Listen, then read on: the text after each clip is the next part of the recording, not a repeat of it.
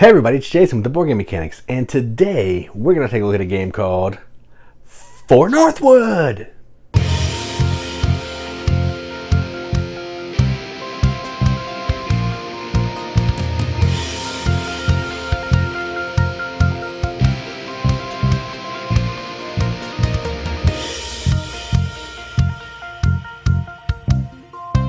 For Northwood is a solo trick-taking game. Yeah, we'll get back to that.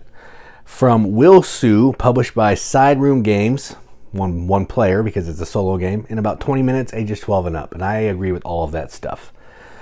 The theme: peacefully unify our kingdom through conversations with other rulers over 8 rounds. So we're going to be a little character trying to win over other adorable little characters.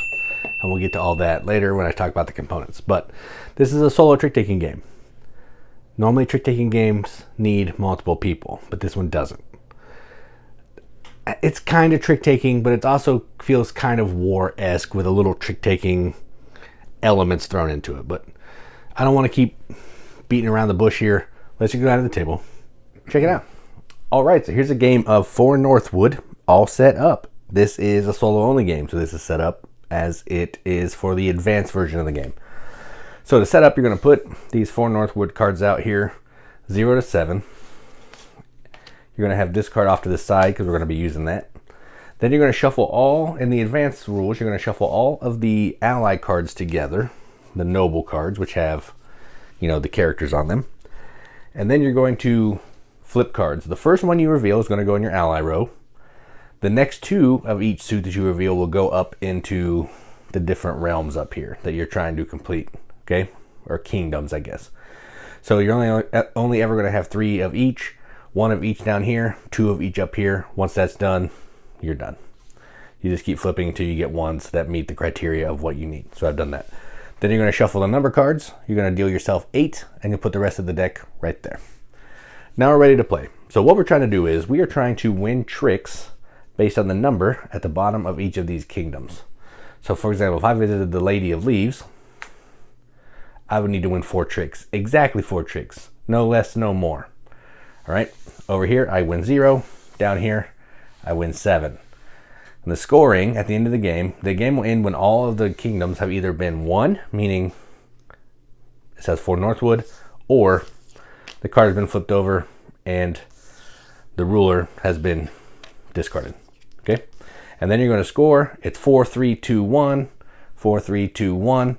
However many points you get is your score. Okay. Outside's the hardest, inside's the easiest because it's easier to get the 3 and the 4. All right. So let's go ahead and start. First thing I need to do is I need to pick a realm. So I'm going to look at my cards and I'll explain what happens as we're playing. So let's put these in some kind of semblance of order here. All right.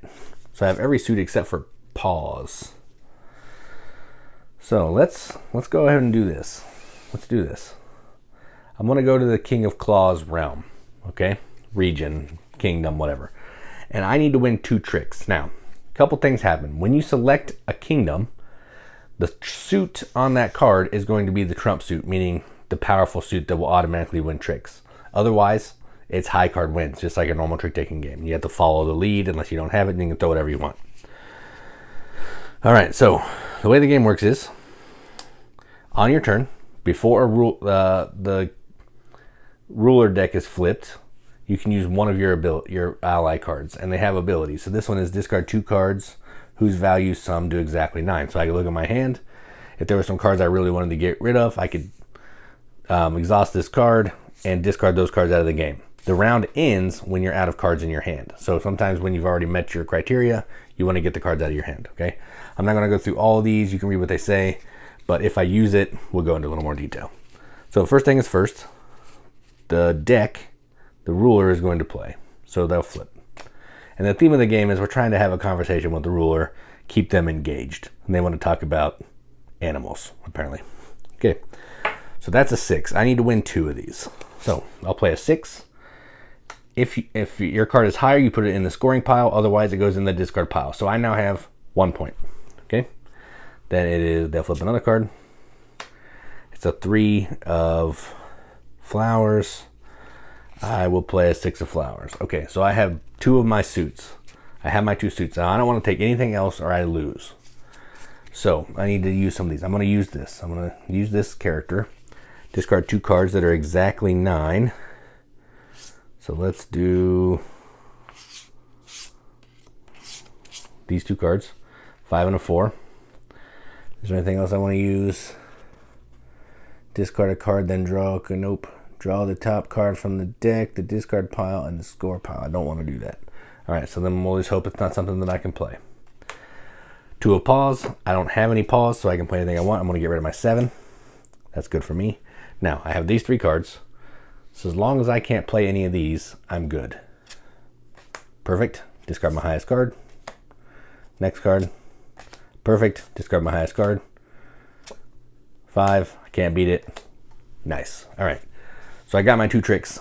Now, what happens is you take the card, you shift it up. So it says for Northwood. And I now know that I have won that. And I have 4-3, 2 points. Okay. And now, before I start the next round, which what happens is you shuffle the cards. So I shuffle the cards, and then I get to decide if I want to swap out any of the allies I have for any of the rulers that I have, gained on my side up here in the Northwood row. So what's that one do? Put the highest value card or cards in your hand into the score pile. Ooh. That's pretty cool, actually. I think I want to switch this one right there. Now, at the end of the round, it will come back. They always stay up here. They just swap out with your allies. Your allies can never go up here. So I'm going to use that one. Now I need to pick where I want to go, but I need to draw my hand first. So let's do one more round. All right. Cards. I have a lot of yellow, no pink. So, I'm going to go here. I'm going to try to do the 5, get 5 tricks, and they have yellow as trump. I think I can do that. All right. So they go first. I don't want to use any cards yet. 6, I have to follow suit. I have a 1. So there's that. I need to get 5 of these next 7. They flip a 1. I have a 7. So there's 1. They flip 1. I will play my 4. That's 2. That's also the trump suit. So you still have to lead. You still have to follow suit. 8. I have to follow suit. All right. So I need 3 more. So let's see what I can do here. Put the highest value card or cards in your hand. I don't know if I want to do that. Draw the top card from the deck, the discard pile, and the score pile. Yeah, let's use that one. So I'm going to use that one. That lets me draw this card back into my hand. This card into my hand, which is a 7 of paws, and this card into my hand. So that's making my hand bigger to help me be able to get the 5 that I need. All right, then it's this turn 4. I will play that. I don't have any of those, so I can play anything that I want. I want to take the trick, so I got it. I can beat that with a 5, so that's 3. Can't beat that. I have to play that. I need 2 more. 5 of paws. I can beat that. Okay, now I need to look and see what we got here. I need 1 more. So I will discard. I'll use this one. Put the highest value card or cards in your hand into the scoring pile. Ooh, maybe I don't want to do that. Shoot, I already used that. Discard 2 cards that sound exactly 9. Can't do that either. Discard a card, then draw a card. Repeat this for each other. Okay, so I'll do that. I'm going to discard a card and draw a card. I can do that twice. So let's get rid of these 2. There, that'll work. All right, that'll work. All right, now let's do it. So they're going to go. I don't want that yet. I don't have any red. They're going to go. Ooh, I'll take that one. So that's my 5. Don't be paused. Don't be paused. Yes. I can't follow suit, so I've won my 5. So I won my 5. So this one will go back home. This one will shift down. And I now have 1, 2. I have some more points. Exhaust all of your allies. Shuffle up the cards. And you keep going. And that's how the game works. You're going to keep going until you've played all of the kingdoms, and then you'll tally up your score. So say I played this one and I didn't get it, I would just discard that and flip this over. I know that I don't get any points for that. So you score all of your points, 4, 3, 2, 1, 1, 2, 3, 4, and then whatever your score is, you're going to compare to the book, I think. There's a scoring thing in here.